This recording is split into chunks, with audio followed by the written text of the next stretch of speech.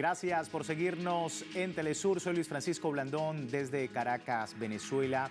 Hoy con un nuevo tema en texto y contexto que hemos planteado para el análisis, para el debate aquí en nuestro estudio. Se trata de la brecha del conocimiento, esta hipótesis sobre el flujo de información en una sociedad que generalmente no iguala las oportunidades precisamente por la información que llega a los individuos de una sociedad. ¿Qué dice la brecha del conocimiento y cómo afecta a los pueblos? Hoy en Texto y Contexto. Bienvenidos. Académicos han expuesto la hipótesis sobre la brecha del conocimiento, planteando que en la medida de aumento en el tráfico de la información en una sociedad, los sectores con mayor nivel socioeconómico adquieren la misma con más fluidez y facilidad que los sectores de otras capas, incrementando la desigualdad en lugar de reducirla. ¿Cómo se aplica esta brecha en la educación, el conocimiento y la información? Allí el perfil de nuestro programa el día de hoy. Dos invitados de altura para poder hablar sobre este tema. Me acompaña en primera instancia María Alejandra Portillo, politóloga y docente. Muchísimas gracias, María Alejandra, nuevamente por tu tiempo con nosotros y la audiencia latinoamericana. También me acompaña Luis Felipe Bellorín, filósofo, músico y docente, coordinador del Taller de Estudios Literarios Luis Felipe Bellorín de la Casa Nuestra América. José Martín, muchísimas gracias. Profesor, también ha estado ya con nosotros anteriormente en nuestro espacio. Bueno, la brecha del conocimiento. La premisa sugiere que el flujo de información en una sociedad no siempre se iguala en oportunidades, sino que a veces profundiza esas desigualdades existentes. Quería preguntarte esto, María Alejandra, si estás de acuerdo con este postulado y cómo entender este fenómeno. Fíjate, una de las cosas interesantes de revisar la brecha digital, que inclusive hoy la planteamos también como exclusión digital, sería esta segunda categoría más amplia porque no solamente incorpora el tema del flujo de información o la cantidad de información que tú puedas tener, sino todos los elementos sociales, culturales, económicos, políticos, inclusive dentro de la lógica internacional, a través de la cual tú puedes influenciar la existencia de este flujo o no. En ese sentido, la brecha digital o la exclusión digital hace dentro de lo que es la sociedad del siglo XXI un planteamiento que nos desafía no solamente a entender la cantidad del flujo de información, sino la calidad de la información, qué tipo de información se maneja, quiénes la manejan, porque inclusive esto tiene un correlato en el acceso desde el punto de vista incluso de clase, de género y color. Me refiero a esto sobre todo cuando, por ejemplo, en el 2018 se crea dentro de la Organización de las Naciones Unidas esta instancia que tiene que ver con la conectividad, porque además el problema de la brecha digital pareciera medirse con conectividad y acceso y tiene muchísimo más, que es lo que estoy haciendo referencia con anterioridad. Entonces, en ese sentido, ¿cómo podemos nosotros valorar este flujo de información que no solamente tiene que ver con, con la cantidad de personas, sino quiénes? Por ejemplo, ¿cuántas mujeres acceden? Sabemos que 200 millones de personas, por los registros que se hicieron y se publicaron en el 2019, 200 millones de personas, de mujeres específicamente, tendrían menos acceso que la mayor cantidad de hombres que sí lo tienen. Wow. ¿no? Entonces, de hecho, que ya hay sí. pues el debate generalmente sobre el acceso de la información a través de los géneros. Sí.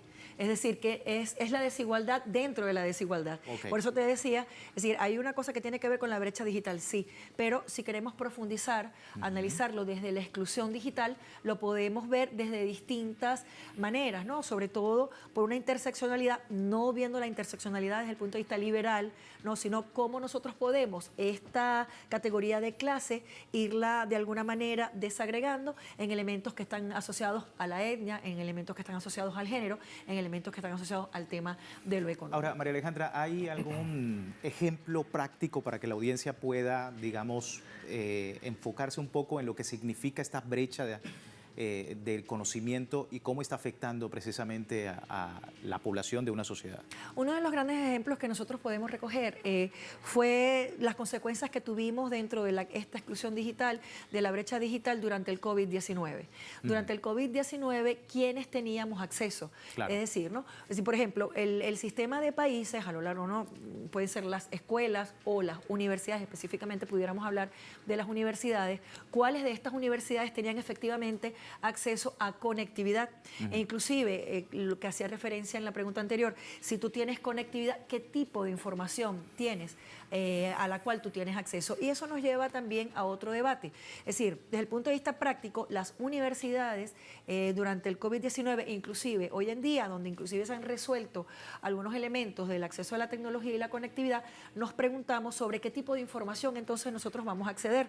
Y la universidad no sencillamente como un elemento reproductor del conocimiento, sino creador del conocimiento. Entonces, tiene que ver con conectividad, tiene que ver con acceso, pero en el caso práctico, por ejemplo, que es el que me preguntas, de las universidades y el acceso a la tecnología, no solamente ser como repositorios o no solamente ser reproductoras de ese conocimiento, que además yo creo que es bien importante decir que esta brecha digital se traduce, por ejemplo, en los países del sur global, cuáles escuelas tienen acceso, cuáles niños tienen o niñas tienen acceso, cuáles estudiantes universitarios tienen acceso o no, lo que también además nos lleva a otro elemento, todo el elemento jurídico, el derecho al acceso que fue producto justamente de esta brecha digital. Y entonces ahí es importante señalar que no solamente debemos desarrollar y seguir desarrollando un derecho que te garantice el acceso y la conectividad, sino la calidad, el tipo de información, las consecuencias que inclusive tiene el acceso a esta información y sobre todo un elemento que también es bien importante, que viene de los tiempos del COVID-19 y un tiempo sin tiempo, de estar virtualmente conectado a través del trabajo, que es el derecho a la desconexión. Sí, y profesor, bueno, con usted también hablar de todos estos elementos, brecha del conocimiento y la importancia de entenderlo en el contexto que vemos, la desigualdad por el acceso o no de la información y las herramientas que se utilizan para ello, su postura. Bueno, nosotros no podemos olvidar que las tecnologías surgen dentro de un modo de producción. Por lo tanto, la tecnología va a tener un cliente. O sea, nosotros somos convertidos en mercancía. Sí. Generalmente todos los aparatos cibernéticos, robóticos, tal y qué sé yo, se han usado como juego. O sea, el usuario va a jugar y va a estar distraído allí y es apartado de los verdaderos problemas de la sociedad. Eso es observable. O sea, la herramienta como un elemento de distracción y también de redireccionar de alguna manera la información. Totalmente. La pobreza. O sea, una persona si tiene un ingreso mínimo va a utilizar el dinero para la comida, no para comprar un aparato. Pero la forma dinámica de alienación que se genera en el modo de producción actual te obliga a que tú dejes de comer y entonces adquieras el último modelo del aparato que sea. Y eso es muy grave, muy grave. La mayoría de las personas que se gradúan en las universidades van a ocupar lugares subalternos, o sea, un ingeniero, técnico, usted cualquiera, porque hay una división entre los dueños de las universidades, entre los dueños, etcétera, etcétera, y la gente, bueno, que se gradúa con la fantasía o el sueño dentro del modo de producción. Estoy hablando de un modo de producción existente que lo tomamos como algo normal y natural.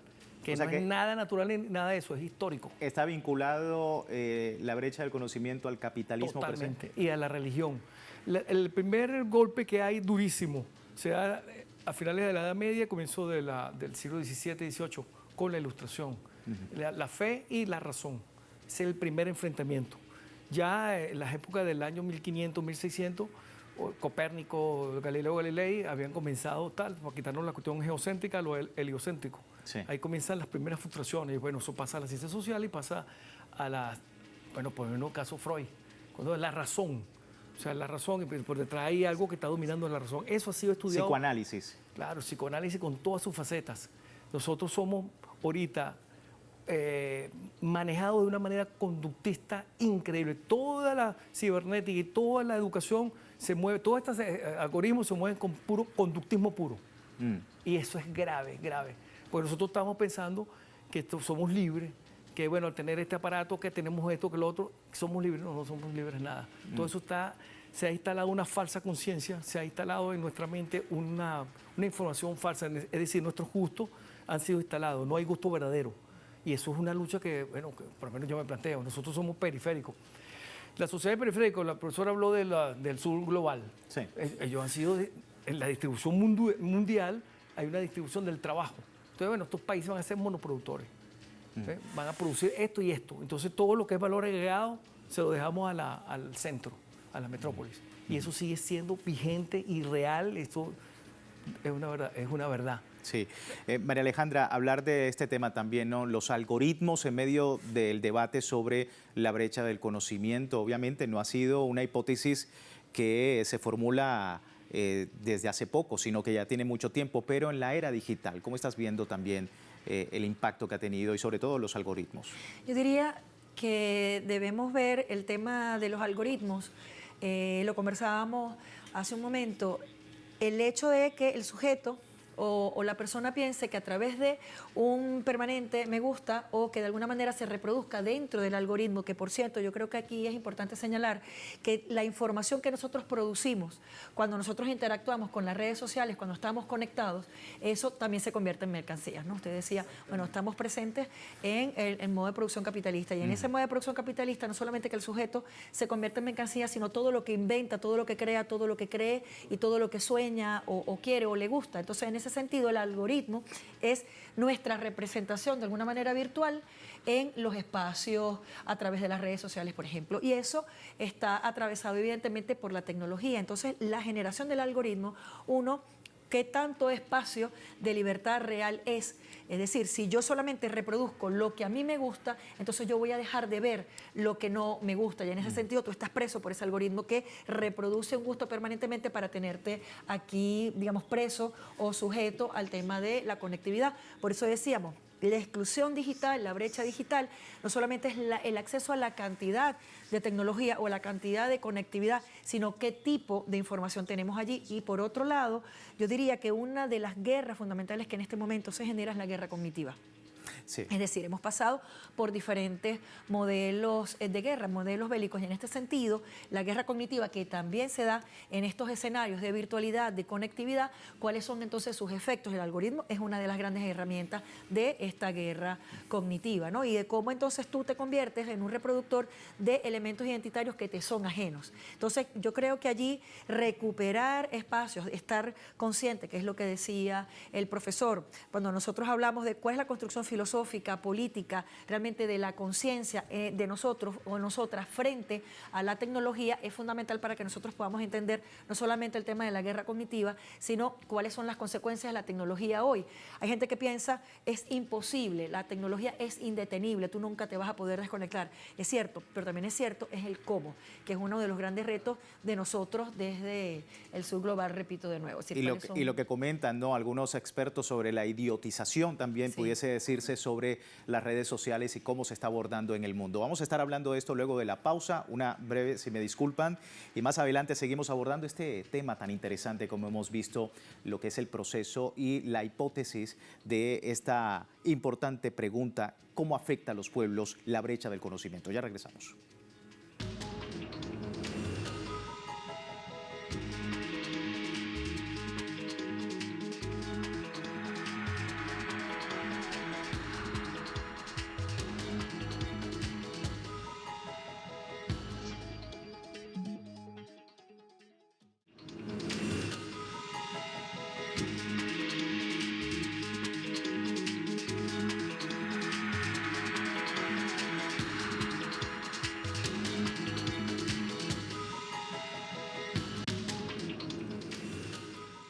Gracias por seguirnos en Texto y Contexto, hoy hablando de un interesante tema, la brecha del conocimiento y cómo afecta a nuestros pueblos.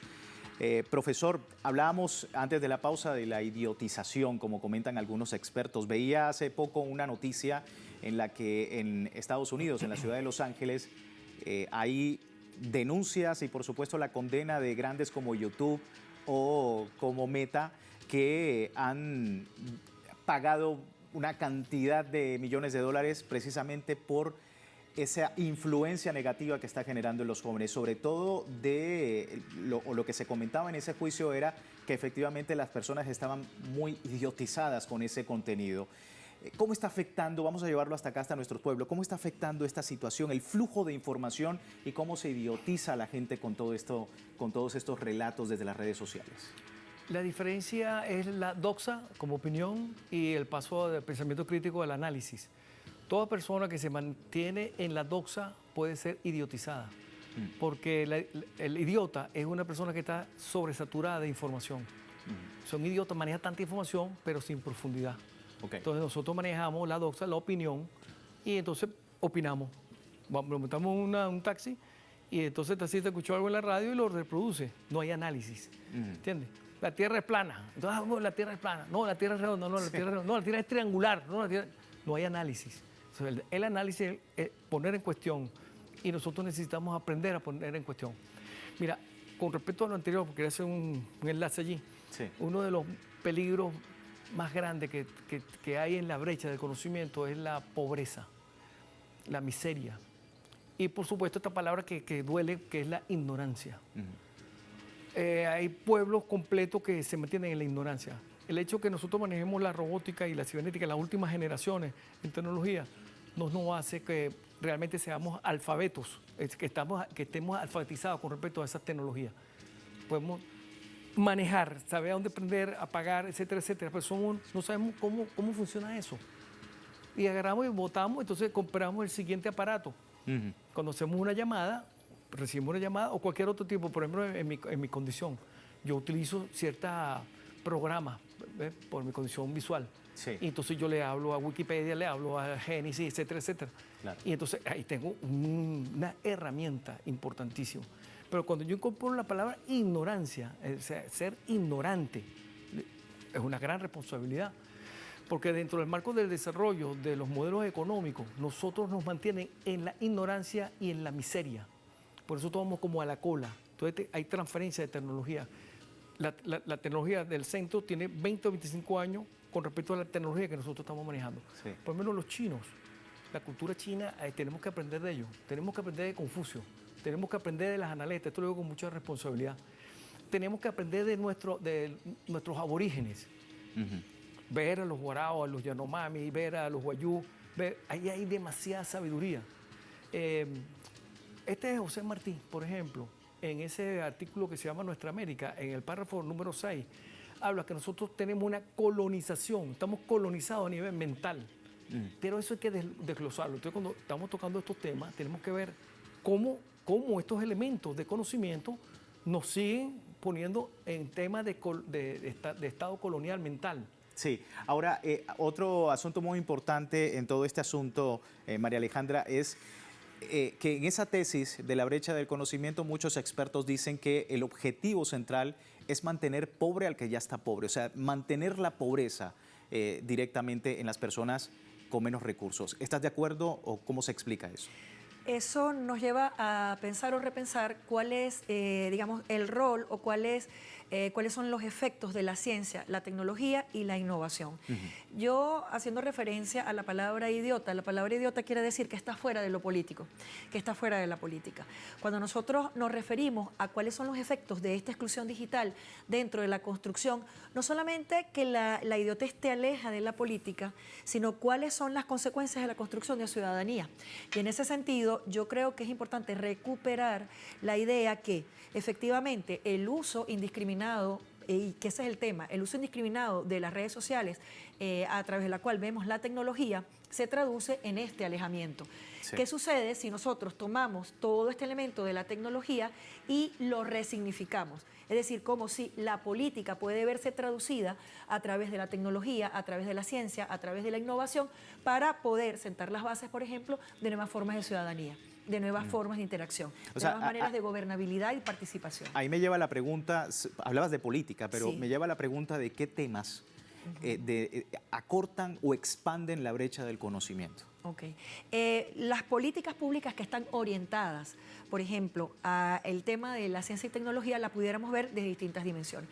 Es decir, por ejemplo, estas políticas que están asociadas a la ciencia y la tecnología en educación o en economía. Por ejemplo, la otra cosa, el tema de la ecología, porque eso es otra de las grandes consecuencias de este uso indiscriminado de la tecnología. Sí. Entonces, en ese sentido, tener el poder del uso de la ciencia y la tecnología, ese es un poder que es un poder hacer, no es un poder de la dominación. ¿Cuál es el problema? Que la ciencia y la tecnología la estamos viendo como el poder de la dominación. ¿Qué sucedería si este poder lo convertimos en un poder hacer? Dursel nos hablaba de eso. Es decir, ya la construcción de nuevas maneras de entender la generación de la ciudadanía o de sujetos de carácter histórico. No es un sujeto o un ciudadano efervescente, inmediatista, sino un sujeto de carácter histórico que es consciente y que puede utilizar la tecnología para profundizar las formas de participación. El tema es que cómo profundizo, y estas son las grandes preguntas, ¿cómo profundizo yo la participación si no tengo acceso o no tengo conectividad? Esas son las grandes contradicciones que tiene la ciencia y la tecnología dentro de sí misma. En el caso particular venezolano, nosotros pudiéramos decir que en Venezuela el registro de mujeres científicas e innovadoras es mayor que el de los hombres, ¿sí? En ese sentido, veía también en Cuba que también hay en una Cuba, gran cantidad de mujeres. ¿Por qué? Porque hay una ciencia y una tecnología pensada desde lo político, desde la política, para procesos de emancipación, procesos de construcción de sujetos históricos a partir de una herramienta que es fundamental, que es la ciencia. Sí. Inclusive para repensarnos las formas democráticas. Y sobre todo, hay que tener claro que la ciencia en sí misma, ¿sí?, no puede verse descontextualizada. ¿Qué significa? Que la gente tenga acceso o no, y entonces esta brecha digital, que evidentemente, y yo sí creo que es importante señalar, que es cada día más amplia, inclusive la ONU nos habla que ya no es una brecha, es un abismo digital. Entonces, claro, ¿qué se traduce en la existencia de ese abismo digital? Entonces también creo que es importante señalar si el acceso a la tecnología y a la información que tengo me sirve o está basado para una guerra cognitiva, entonces mi desconexión tiene sentido. Claro. ¿Okay? Creo que también eso es bien importante, tomar decisiones en relación a esa información, no solamente ser receptores de información. Por eso la importancia que las universidades, a través de la investigación contextualizada, por cierto, es decir, una investigación y una ciencia que no es que va a reproducir, como nos decía Martí, en nuestra América, todo lo que significa ser el gigante de las 7 leguas, que es el capitalismo, el imperialismo, sino cómo nosotros nos repensamos como ciudadanos suramericanos, nuestroamericanos dentro del subglobal para entendernos dentro de lo que es la ciencia. Y a través de la cultura. Profesor, a esto también me refería, quiero rápido antes de finalizar el programa, usted es experto por supuesto en la escritura creativa y quería preguntarle cómo la escritura puede acortar de alguna manera la brecha del conocimiento. La lectura es fundamental, además es nuestra memoria histórica. Una vez que el hombre descubre cómo dejar todo lo que hace, eso es fundamental. Nosotros cuando pensamos y hablamos, podemos traducir en jeroglíficos, en figuras, en símbolos, y esto queda, por eso está el libro.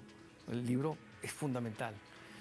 Quería aclarar algo, mira, un idiota es el resultado de una política. Un idiota es el resultado de una política. Toda la tecnología y la ciencia es el resultado de un modo de producción con unas intenciones de distribución, circulación y consumo. O sea, la tecnología no es algo inocente. Las tecnologías que se desarrollan tienen objetivos. Ahora, la compañera mencionó a Martí. Martí en ese trabajo de Nuestra América menciona 2 tipos de hombres. Un hombre natural y un hombre artificial. Ese hombre natural es el originario, es el que está aquí, el que conoce su región, su agua, su clima, sus pájaros, etc. Sí. Y el otro entonces es el que, no siendo de la región, trae sus formas sociales, etcétera, y se la incorpora ajeno totalmente a lo que, por ejemplo, América Latina. Entonces yo agarro un filósofo italiano, francés, alemán, etcétera, y entonces ellos han hecho análisis sobre América Latina, pero no conocen nada sobre América Latina. Totalmente. Y entonces aquí se incorpora a las pensas curriculares, ¿verdad? Y ahí es donde es mi crítica, ¿ves? Porque nosotros estamos creando en la política, reproduciendo el modelo que nos destruye, que nos mantiene en la pobreza, en la alienación. Yo sé que la palabra alienación es muy pobre, por ejemplo, siglo XXI, y en 1926, una cuerda de tipos matando inocentes, niños, etc. Eso es gravísimo. Toda la tecnología esta, porque esta misma tecnología te crea armas de destrucción masiva. Un F-35 es una fuerza destructiva aérea y te mata gente. Eso es gravísimo. Y en pleno siglo XXI, yo puedo recitarte un poema. Ludovico Silva decía que uno podría hablar mucho de muerte y tinieblas siempre en nombre de la vida y de la luz. Bueno, entonces, nosotros tenemos que revisar lo que estamos haciendo. Las tecnologías no son inocentes. Nosotros estamos reproduciendo el sistema de modo de producción capitalista en sus formas mercantilistas, neoliberales, en sus formas imperialistas. Eso hay que revisarlo, no hay que temerle. No hay que temerle. Porque al fin y al cabo la vida es una sola. La vida, nosotros somos seres mortales. Hay que reivindicar el concepto de la vida, de la felicidad. Hay que revisar esos conceptos y verlo en su sentido práctico. Entonces, necesitamos cosas básicas. Yo estaba, por ejemplo, en Hacienda y ¿qué necesito? El agua. A veces estoy en unos chores con una chola, una franelita. O sea, cosas sencillísimas que la naturaleza, trabajar la naturaleza de tú a tú, de sujeto a sujeto. El sistema capitalista, con toda su tecnología, ve a la naturaleza como objeto. Eso es gravísimo. Gravísimo. Entonces, de ahí todo el daño tecnológico, todo, por eso que tiene que haber una ruptura. Siempre la ruptura a nivel de conocimiento se hace con un mazo, ¡pah! Y se rompe. Sí. ¿Verdad? Y nosotros tenemos que hacer esa ruptura. Muy importante y muy interesante la conversación el día de hoy. Brecha del conocimiento y cómo afecta a los pueblos. ¿Ustedes qué opinan? Contáctenos @telesurtv.net para sugerencias, opiniones sobre este y otros temas en texto y contexto. Se me termina el tiempo. Muchísimas gracias a ustedes. Y en casa también, gracias por seguirnos. Será hasta una nueva oportunidad. Gracias por seguirnos.